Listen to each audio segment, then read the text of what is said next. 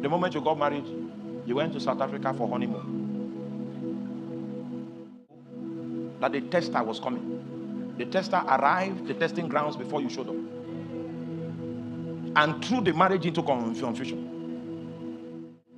You have diligently sought ways to restore normalcy. But your case has been a case of perpetual battles.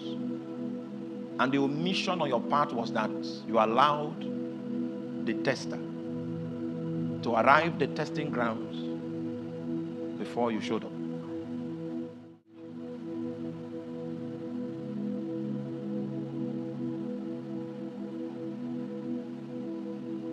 So before we got married, we were in fasting. 14 days after our marriage, our wedding, was my ordination. As I was dressing up for ordination, I went into the bathroom to take my bath. Then a coffin appeared in the room. Only my wife could see it. She was lying on the bed, and then another version of her sat up from within her, rose up, stood, and began to walk towards the coffin. You would have heard that 14 days after my wedding, my wife died. But before the wedding, we had arrived at the wilderness. Please help me tell your neighbor, may you not be late in the name of Jesus Christ. The moment I came out of the bathroom, that part of her that was migrating towards the coffin went on reverse. Then she made one strange sound. I said, what's that? Then she now told me how her body. I don't know what to call which one. Which one is body? Which one is? But I think you know what I'm talking about. She now told me her experience. That was how she was delivered from death on the 14th day after our wedding. It means that not everyone that came for that wedding was rejoicing with us. In fact, there were people that left that wedding and vowed that we will not have peace. And they did not, it was not an empty threat. Oh my. But we arrived the testing grounds before the tester. When Jesus arrived the testing grounds, he knew that the being that was going to test him was a spirit. Not just a human being with flesh and bone, but a spirit being. Because of that, he decided to advise himself to begin to fast. Fasting was not the reason why he went to the wilderness. He went to the wilderness to be tested. It was his own personal initiative to begin fasting. Fasting means to starve your flesh so that you can stuff your spirit.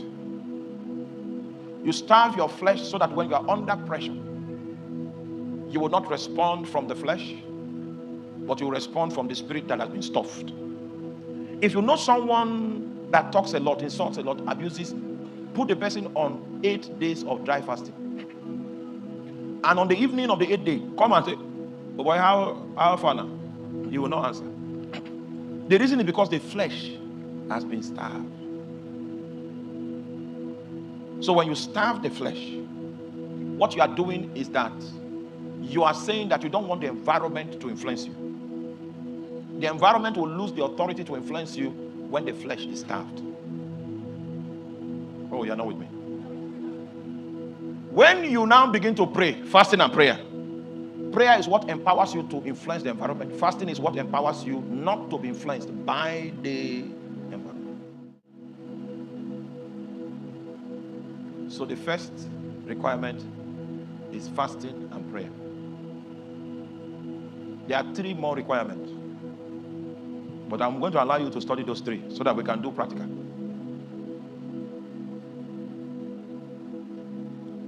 You must learn how to perpetually establish a custom of continually starving your flesh and stuffing your spirit, so that your response to pressure from the environment will not come from your flesh, but will proceed from your spirit. In fasting, we take away the handle of control from the environment. And in prayer, we receive the handle to control the environment. That's the meaning of fasting and prayer. I'm insulated from environmental control. And my prayer puts me in a position of advantage to control the environment. If you understand this, it doesn't matter how toxic your marriage becomes. It is not the water that is around a boat that makes it sink. It's the one that enters inside. You can insulate yourself from environmental control.